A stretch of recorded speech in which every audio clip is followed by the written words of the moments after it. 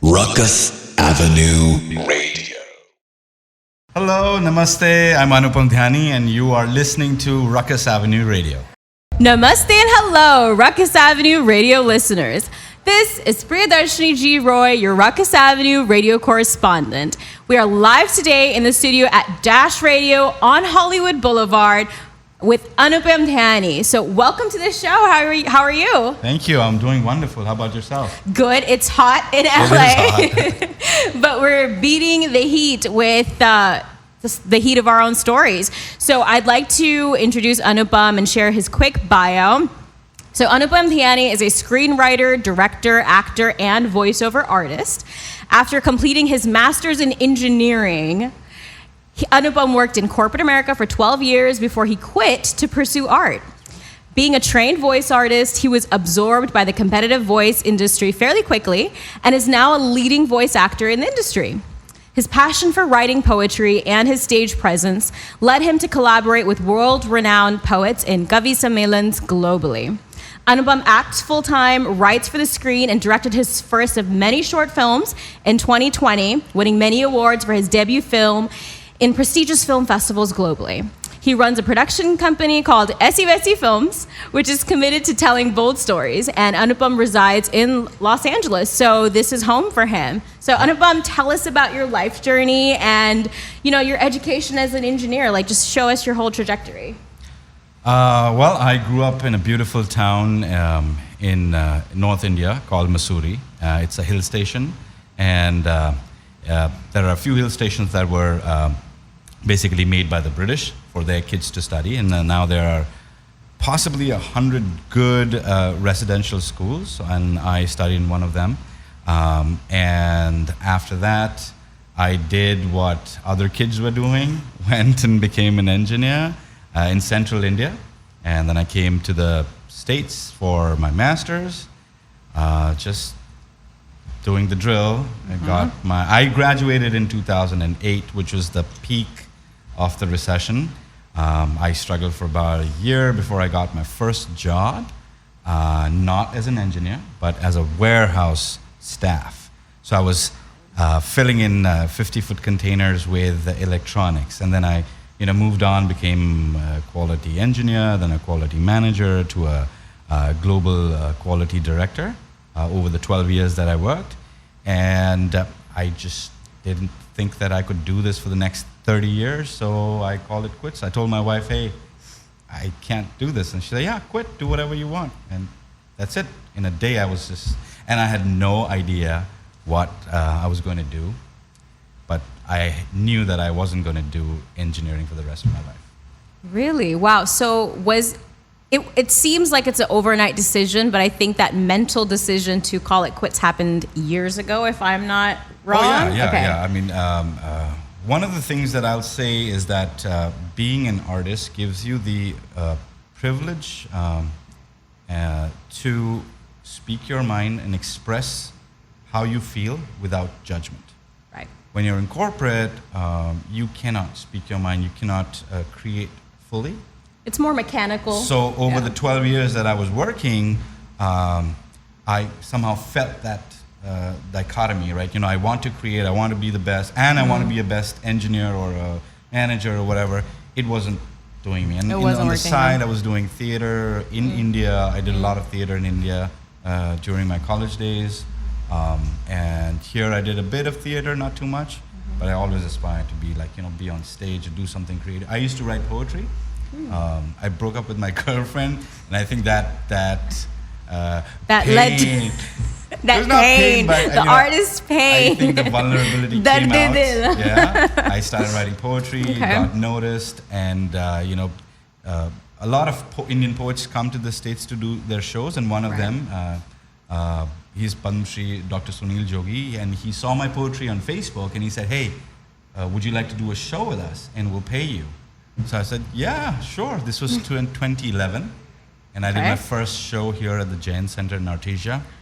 Beautiful center, by the way. If anyone's around in Los Angeles, Jain Center is absolutely beautiful, not just because of the architecture, but for how Desis living in Los Angeles came together to create generational, property here. So, side note, sorry. Yeah, so that was my first actual experience in front of a 500 people crowd. And when I got an ovation, even after my first poem, that was it for me. You know, that's what I wanted to do. And then it took me about 6, 7, 8 years to make that decision. But transition. I was always into it, you know. I published an English novel in that time, so I was, you know, creatively bent even then. I used to write in my office. The managers, hiding. Yeah, and so that was how I that mental shift, that mental state was always there. I just didn't have the guts to you know, get out of the cushion of a regular paycheck, because that's very tough, especially in a city like LA.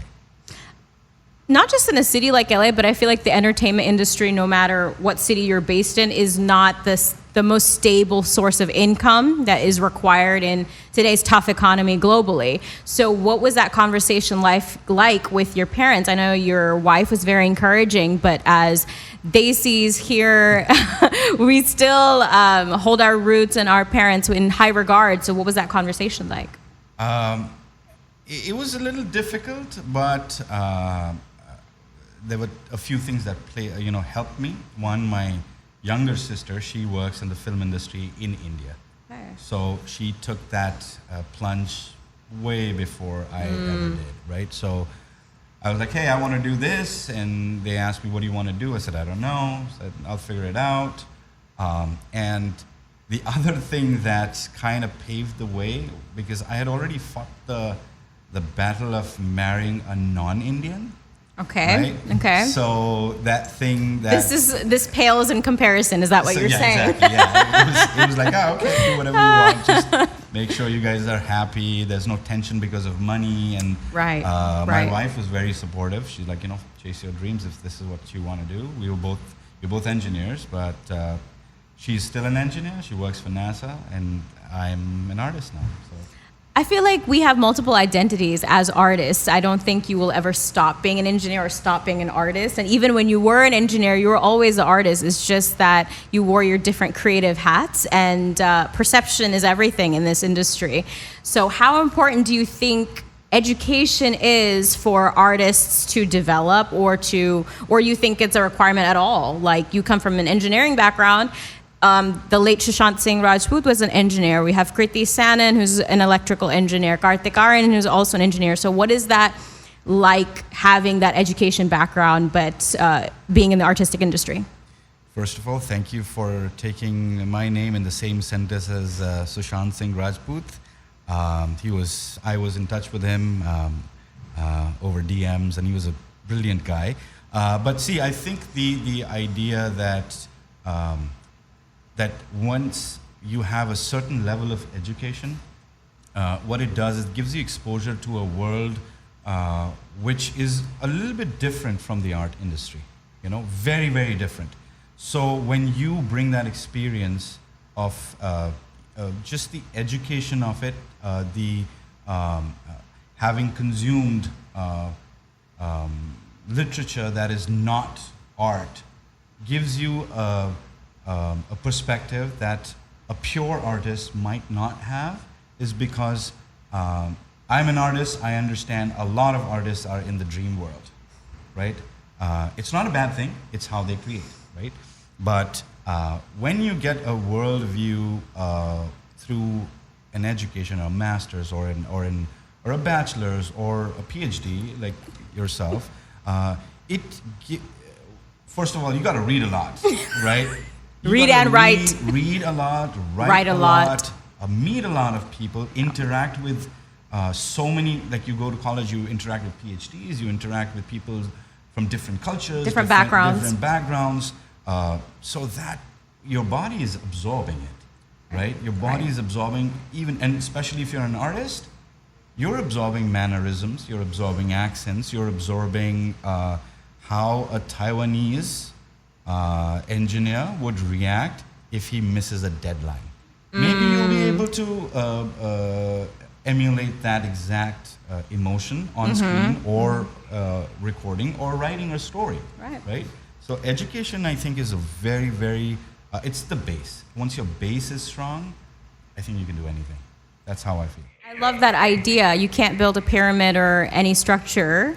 Like, since you're an engineer, you can't have a structure without a foundation. And I think education gives you life foundation and life skills to meet people outside of your norm or your bubble. And I find that's really relevant, but coming from an education background myself, I meet so many different individuals from broadcast journalism, from engineering, from science, from people who grew up only in the art, and you learn different perspectives that are not like your own, which is really beneficial, because if you're only hanging out with people that think like you do, are you really learning? Are you really growing as a human being and as an artist? So thank you for sharing that. And I think this whole question has come into play now about artists pursuing education or having an education background is fairly new. Because if you look at, forget the European Renaissance, but any other Renaissance, whether that's from our own Bharatiya Sanskriti, that all these scientists were actually very artistic. Whether that is Chanakya's political warfare, which is an art, having written Arthashastra and all these other political books, or you look at Michelangelo, Da Vinci, they were very well versed in science as they were in art. So the concept of having uneducated actors is fairly new, because that's what we're being spoon-fed. And I think it's time for that artistic renaissance to happen. And as NRIs, I think we're making that push forward. That's true. See, I'll give you a little bit different approach to this. I've met people, I've gone to school with people who, after high school, started doing theater, and then they got some films, and they did some student films.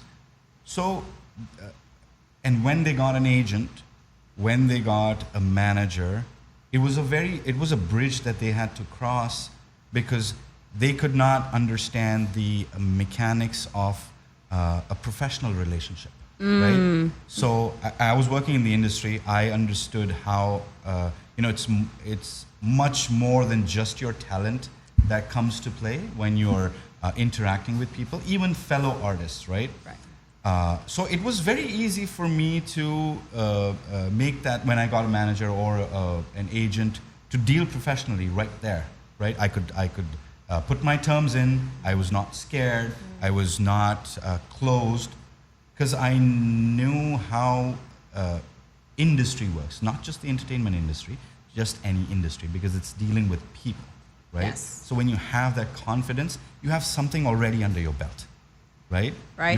You've already have that People skills. People skills, and it's so important for artists. There are so many artists who are brilliant on camera, brilliant on the radio or audio or on stage, but they are not open when you talk to them just face to face. Either there's so many people I know that they are shy.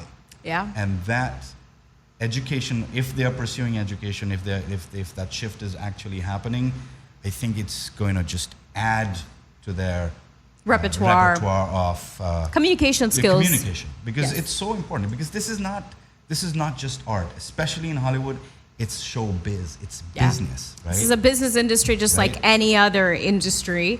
And I can testify to that. There are so many people that I have met at film festivals, at networking events, or even live shows who may be socially famous on social media. They're influencers and they have thousands, millions of followers, subscribers, what have you, but they fail to network appropriately at these events, and I may not know who they are.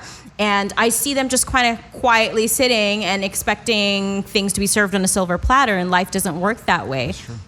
And so when you meet people from various aspects of life, whether that is through education or through traveling or any type of non-formal education even, I'm not saying that you have to be this, a 4.0 scientist. It's just life experiences and meeting people that aren't from the same world as you.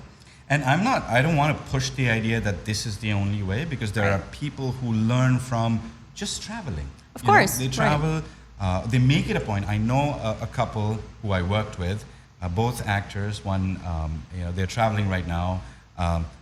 They learn different skills, not just acting.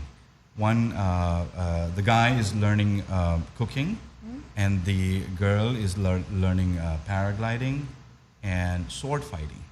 Nothing to do with a formal education, Right. but when they take that skill set on screen, their presence is different, their understanding is different, their understanding of even space is different.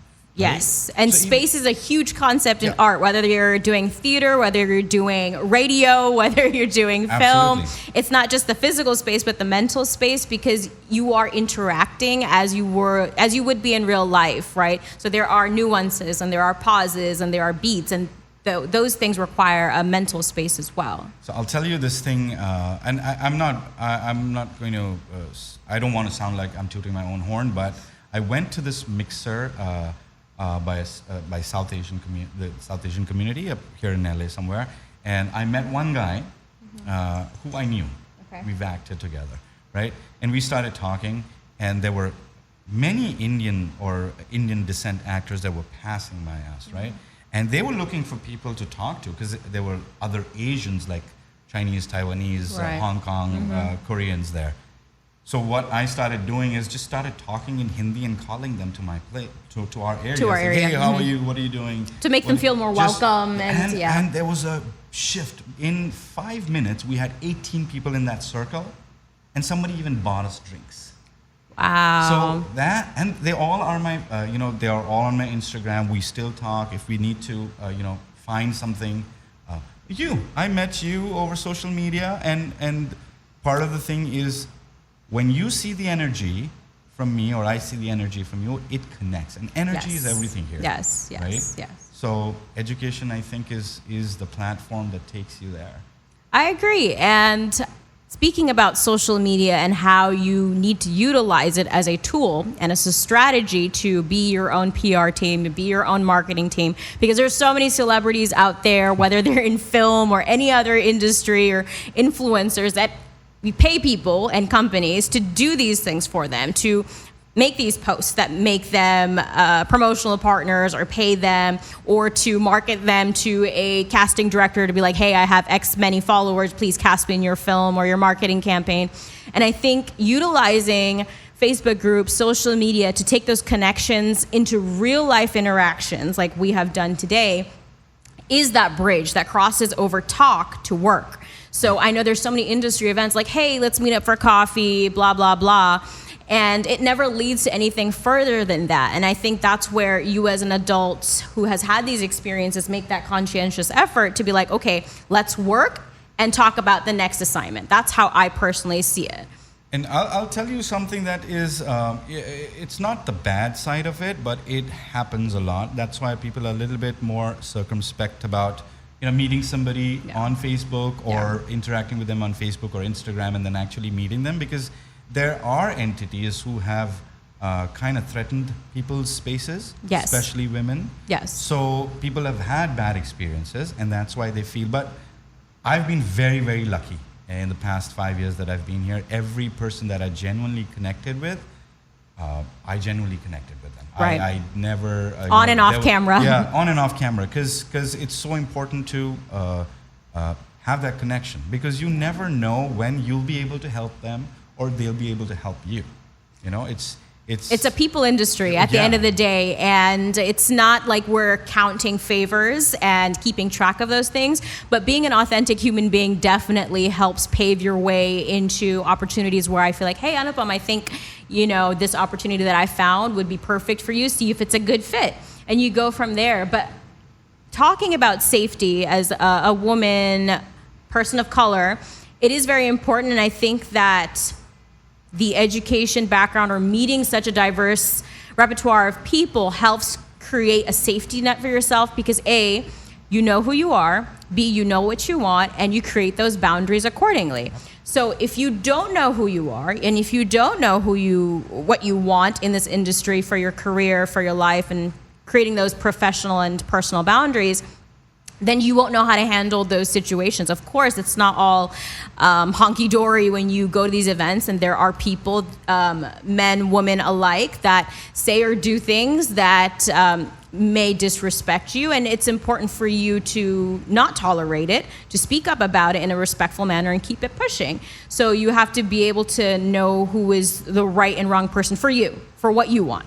And just to add to that, that when you say, when you were just talking about, finding yourself, finding your voice, I feel that base of education, when you're studying, when you go to school, you go to whatever level of education that you go to, it gives you that time to actually explore that, right? I'm studying engineering, but I'm exploring theater, right? Because I have something. It's a safety net. I have something going on for me, and something that I might want to try, right? Whereas there are some people, I'm not saying all, that who go through the artistic journey without the base of education. It takes them a little bit more time to know themselves. Some people are lucky; they find their voice, they find their place to be very quickly. But majority of the people, because you have so much time to think about just one thing, right?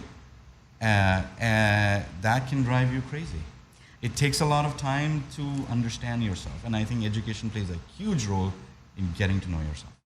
I'd like to add to that comment is that growth never comes from the comfort zone. Oh, yeah. So you're going to have to go through, for lack of a better word, you're going to have to go through shit. You're going to have to go through the down and dirty, beaten rejections on a consistent basis, but it should never alter your image of yourself, no matter of what people perceive your image to be.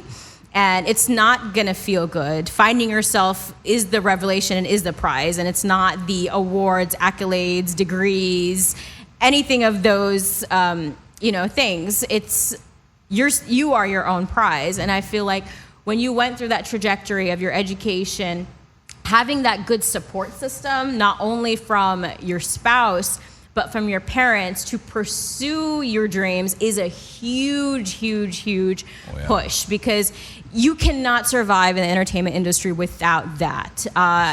So would you like to speak about how much your family support has not only contributed to your shift, but how it continues to, further assist you today? Yeah, I mean, I'll be very honest, if my wife would have said, no, what the hell do you think you're doing? I might have done it still, but I might have taken a lot longer to do it. You would have second guessed yourself. Yeah, I would. So that's one thing. And then my parents watch my movies. They watch my videos. They listen to my podcast. Okay. And my dad listens to all of my stuff. So, and not just being supportive. Like, okay, you're doing good. Acha kar raha beta. Everything. Right. They actually tell me what is going for you and not for you. I used to post a lot of serious Hindi poetry. Right. And my mom was visiting me here in February. Okay. And she said to me, "Beta, thoda aaram se easy reh ke kuch cheezein bolo. Don't be so serious all the time. Nobody wants to listen to serious stuff. Aaram se bolo." And she's a doctor. She has nothing to do with the entertainment industry. And she's like, chill maar yaar, thoda chill maar, aise mat bola kar, nobody's going to listen to you. And I would tell you, I would probably get a few hundred views on my stories or reels or whatever. I made that shift, and I would my average has become 7,500. Wow. Which is pretty just solid. That shift of my mom telling me, do something like that, right? Yes. So that support is not just saying, hey, we support you. Don't. Right. It's actually constructive criticism. Yeah, involvement in my journey, right? So does my wife. She doesn't like all the stuff that I do, but when she does, she's very honest about saying, hey, this was good. I like this. Yeah. Continue doing this. My friends who are not most of my friends, I've made new friends now with the industry, but my old engineering friends, when I took the plunge, not one of them was like, "Arey, ye kya kar diya yaar? Aise kharcha kaise chalega yaar tera?" But they were skepticism. Also, they were like, "I wish I had the guts to do it like you did. Right. Chalo tujhe drink pe le jata hu." And they are very honest with me, like, अच्छा तू अभी artist है ना, you not मतलब regular income नहीं है ना, मैं ले जाता हूँ regular. So that's even it's just the understanding, little right? Understanding goes a long way. You feel supported because I feel like as artists we wear our like art on our sleeves. People say that, you know, this phrase, you wear your heart on your sleeve, and for us, our heart is our art, and we wear that on our sleeve. And so sometimes what happens is when people so close to us say a critique, we sometimes get dismissive and feel like, oh my God, what did you just say? And you kind of take it to heart. And it's important to separate the art from the artist, and to remember that it's only to better you, especially the people that have been your support system. So there are certain things that they're going to tell you that comes from the outside in perspective. Because like you said, your mother is a doctor, but who says that our audiences are only in the entertainment industry? Our audiences are global. They come from all sorts of professions. Right. So it's important to have that, you know, the angel and the devil, not necessarily swaying too far off, but to keep you grounded and to keep you supported as you move onwards and upwards. So what do you think, Anupam, are some important aspects for Indian Americans to consider in the entertainment industry? We talked about networking. We talked about finding yourself by getting down and dirty and figuring out who you are as a core individual. But any specific tips that you would like to give? One thing that I've noticed in mostly Asian communities, right? Not from the industry, just in general. Right? If there are 5 Indians, they'll hang out together. If there are 10 Koreans, you'll hardly find them mixing with other people, or Japanese for that matter, or Chinese, right? And it's not something that's bad. It's just that they think that that's the safety net. But in order to create art, in order to develop a thick skin, in order to learn new things, you have to break that boundary. So if Indians are listening, especially Indians, और लोगों से दोस्ती करो. हर कोई cricket नहीं जानता है. हर कोई शाहरुख खान को सब जानते हैं, लेकिन हर कोई is not from the same place or environment as you have been. So you're limiting your learning. You're limiting your learning, especially देसियों के लिए, कि आप जाएं, आप लोगों को अपने बारे में बताएं, आप क्या करते हैं, what you do, उनके बारे में जानें, and genuinely ask. If you're meeting a Chinese girl accountant, ask them what they actually do with honesty, right? Because it might give you a window into how a real life accountant behaves when he or she migrates to a different land. It's a very niche kind of understanding, but you never know when you'll be able to use that. You will be able to use that. I've used so many characters that I see and meet on the street in my audio dramas, in my movies, in whatever. So that it's limiting your learning. That's what I would say. That's one tip that I'd like to give. And the second thing that I feel that entertainment industry still, even with the the boom of social media and micro vlogging and all that stuff has come out, people are making reels and from wherever. That risk-taking ability, ki just let's go, let's just do. I want to make movies. It's happening in India, but Indians here or living other places, they still love the safety of the paycheck. I know it's not a people. Some people love it, but I know people who are craving to get out, craving to do that, a short film or whatever, or acting, whatever, but they're just not bold enough to just take the plunge. So in order to do that, you got to take the plunge. Again, it goes back to going out of your comfort zone. Yep. And I'm not one to say that you have to pick. For example, like me, I'm an artist, but also getting my PhD, so I'm not saying that education is the only route to have a backup plan, but if someone's 9-to-5 job pays their bills, I would never suggest them to stop and quit and just pursue acting, because that's a very naive concept. Right. But do take that extra time off that you have on weekends. Start with one day a whole week where you just dedicate a certain amount of time to what is your passion, whether that be poetry like Anupam, or music, or dance, or visual art, anything that inspires you, whether it's 1 hour out of that whole entire week just for yourself. And that'll start to cultivate your skill set and your drive to pursue things forward. So you'll start with an hour, then it will be 2 hours, and it'll end up being 1 day of the whole week, whether that is for the filmmaking process. And I think because of social media, you have so many options of making films. A 1 minute short is a task that we all learn in film school, is to make a 1 minute film from your phone. Right. So there's no excuse. And we did it during COVID. So you don't even need people. You just need a good story in your head that you may have picked up from different experiences in your life or people that you meet in real life. And you tell your stories the way you would want to share them. Okay. So that would be a word of encouragement, is to do and not think.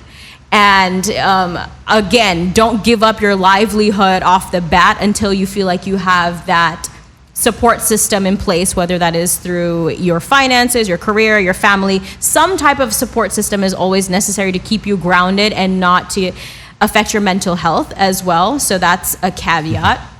But also I'd like to add, Anupam mentioned that your learning happens by interacting with others. So I remember Paresh Rawal talked about in an interview his famous character in Hera Feri of Baburao Ganpatrao Apte. He actually met somebody in real life that behaved that way. And that's insane to see that one of his best character portrayals was actually a real human being somewhere that he interacted with, and he picked up those characteristics, added his own flavor, technique, and craft to it, and it's a character that nobody has ever forgotten till date. Yeah, I mean, that's why interaction of at every level is so important. And you were right, doing things rather than thinking about doing things is so important. I shot my first 2 short movies with a phone during the peak of a pandemic. One is a 13-minute film, one is a 17-minute film. We were in the house. So I had to do everything when my kids were asleep after 10 o'clock. So everything was shot at night. Quiet, lighting, nobody's disturbing. But we got recognized from Paris to Japan to Australia to India to Bolivia, like so many official selections, so many people liked that idea of creating the film because you could create with the things that you had. Yes. And the second film that I made, I didn't have actors because it was peak of the pandemic. I used my nanny for it. I just had to tell the story. You just had to be resourceful, like any creative or producer has to be in real life anyway. Even with the big budgets and the big resources, you still have to learn how to be creative and adaptable in a snap of a finger. So here's one thing that if any engineer is listening to me or listening to us, you would know that one thing that you learn from engineering school, especially in India, is jugaad. Okay? If you know how to do jugaad, this industry, if you know how to do jugaad by hook or by crook getting the thing done, that's such a North Indian thing to say. It is for you. Because my family and I were from New Delhi, so jugaad is something that you learn on the fly. Yeah, you have to. You have to. Nothing is going to be given to you. No. You know, you have to make do with whatever you have. And the thing is, jugaad ka jo essence hai, it's there everywhere, but the word is only in India, and it has a very specific meaning, especially in this industry. If you know how to do jugaad, you're good, man. I think it just takes a mental capacity to be able to jugaad with a smile. Yeah. Because you see so many people in this industry. There's a saying that pressure creates diamonds. I'd like to add that pressure also bursts pipes. So there's 2 types of people in this industry that when they get pressured, and it is in every single event, film festival, short film, music video, anything artistic, there is always going to be a snag. There's always going to be some life interference that happens. And if you're humble and you've been through situations that are between life and death, you think this is null in comparison. So you do it with a smile and you just figure out and you keep it pushing. Absolutely. Because if you don't do... I'll tell you something that I was just telling an artist a fellow actor on set the other day that I firmly believe in, and this is something that I've learned through my corporate days and in the industry, is that there's this very famous thing that a lot of people say in America is like game face on. Yes. Right? I personally don't party with that. I feel that being sincere goes a long way than being serious, because if you are constantly serious, you're gonna blow. I'm especially in this industry because everything is serious for somebody, right? Yes. But if you do it sincerely, if you do it with the heart on that moment, if you're giving an interview, if you're taking an interview, if you're looking into the camera, if you're sincere and honest that moment or the task that you're doing, I think that will go a long way. It'll be more effective. And the rest of the time, don't be serious. Take life easy, because life is not serious. You don't take yourself seriously. I've changed. I'll tell you an incident when I was an extra in my first movie. Okay. I met an actress, and we were in the same scene. And when the scene ended, the principal actor came to her, and they started exchanging Instagrams and numbers and this and that. And I said, "What did you just do? Did he just make a pass at you? Like, ask you Instagram, this and that?" It's like, no, this is how it is in this industry. I might not meet him after the shot. Yeah.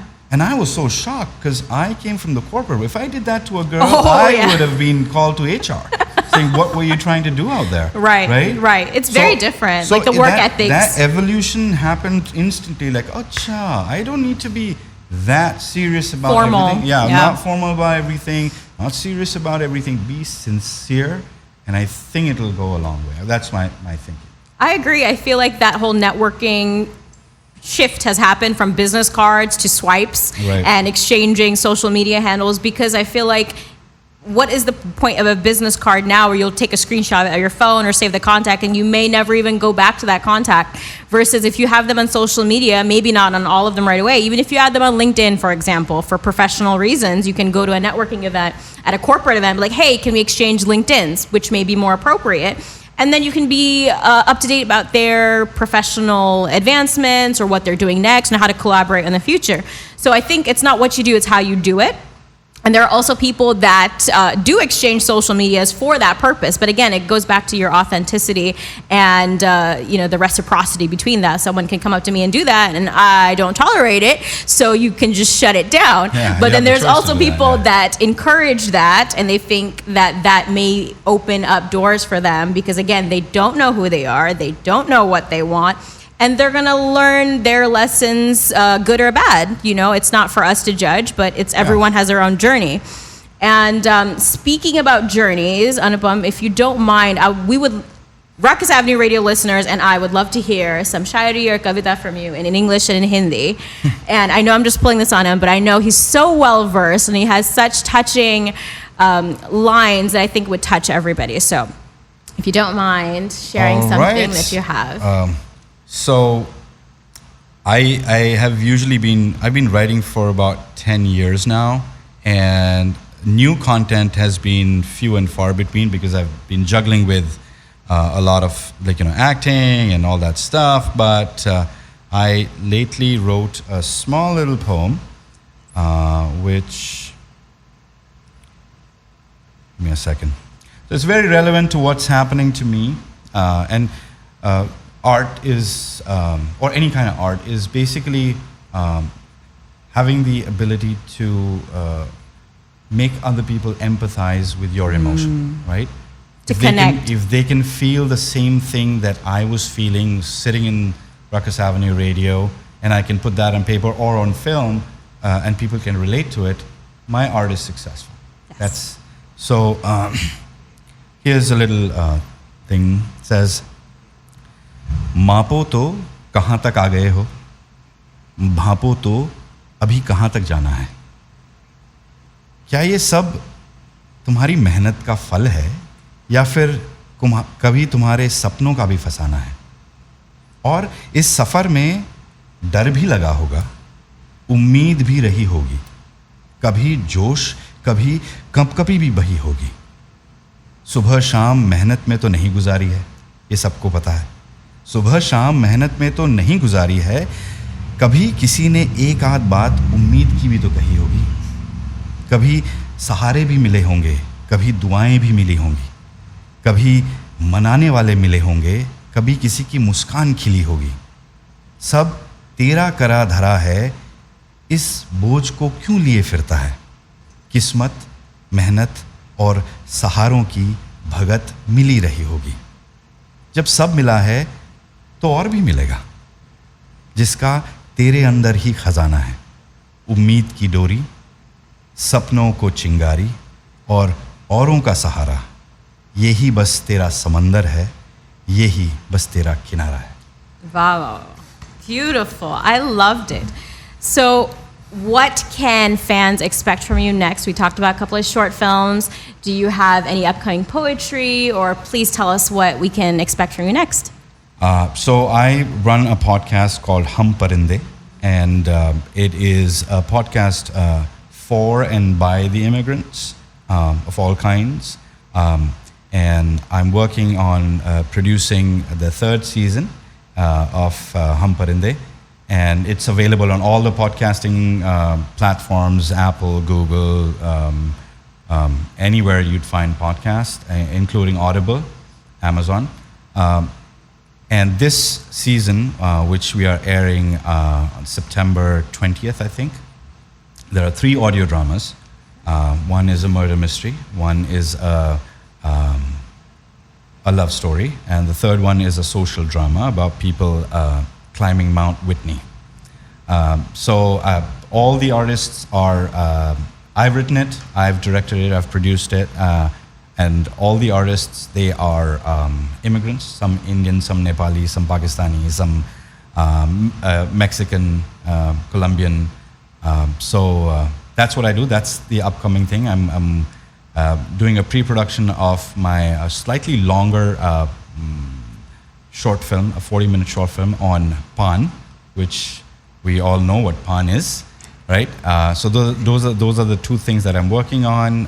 My collection of poetry, which should be published early next year, is also something that I'm finishing up. So these are the 2 things that I'm working on. And go listen to the podcast. I'm pretty sure you guys are going to love it. It's in English, just like we're talking. So it's every immigrant's journey coming to the States or any other country that they immigrate to. That's amazing. Since we talked about poetry, actually, I've heard a couple of episodes of Anupam's podcast, and I sent him some of the poetry that I had written during the pandemic, actually, going through, life and situations. So in response to Anupam's kavita, I'd like to say this. It's called Sapne, that I wrote.